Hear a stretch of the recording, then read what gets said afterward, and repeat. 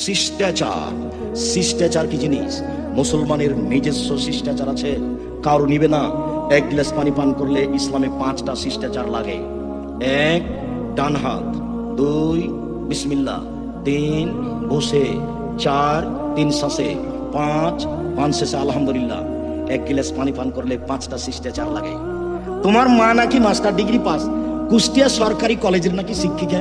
তোমার মাকে বলিও তো, আম্মা আমার ছোট ভাইয়ের যখন আপনি জামাটা গায়ে দেন তখন কোন হাত আগে ঢোকাতে হবে, এইটা কি কোনোদিন বিবেচনা করেছেন?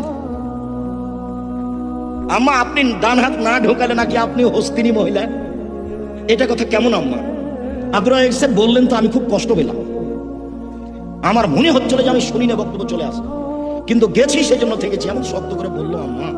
বলছেন আম্মা কি জানেন? বলছেন যে আপনি যখন পায়জামাটা পরাচ্ছেন আমার ছোট ভাইকে, তখন আপনি ডান পায়েটা আগে পরাচ্ছেন না, তাই বলে আপনি কি হস্তিনী নাকি মহিলা? এ কথা উনি বলছেন। আচ্ছা আম্মা, আমার ছোট ভাইকে যখন আপনি পানি খাওয়াচ্ছেন তখন আপনি নাকি ডান হাত ধরেননি, ডান হাতে গ্লাসটা ধরেননি। আমার ছোট ভাই বাম হাতে ধরে পানি খাচ্ছে, আপনি নাকি চুপ ছিলেন। এটা সত্য আম্মা? তোমার ছোট ভাই কোন হাতে এটা ধরবে? ডান হাতে।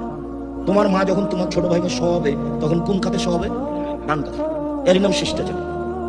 পা পশ্চিম দিকে না পূর্ব দিকে এটা বিবেচনা নেই। এই ছেলে, শুধুমাত্র পেশাব পায়খানায় বিবেচনা কেবলা। কখন কেবলা বিবেচনা?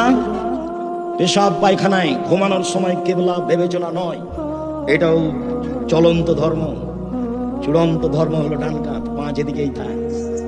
চূড়ান্ত ধর্ম কি? ডান কাত, পা যেদিকেই থাকে। পূর্বে না হয় পশ্চিমে। পাবনাতে এক জায়গাতে প্রোগ্রামে গেছি, পশ্চিম দিকে পা করে শুয়ে আছি। 2জন যুবক এসে বলছে আর বক্তব্য শুনবো না, কেবলার দিকে পা করে শুয়ে আছে। তাহলে তো চলন্ত ধর্মের সাথে আছে। চলন্ত ধর্ম তো ধর্ম নয়, ওটা তো মানুষের বানানো। আর আমাদেরটা হলো মুহাম্মদ সাল্লাল্লাহু আলাইহি ওয়াসাল্লামের বানানো।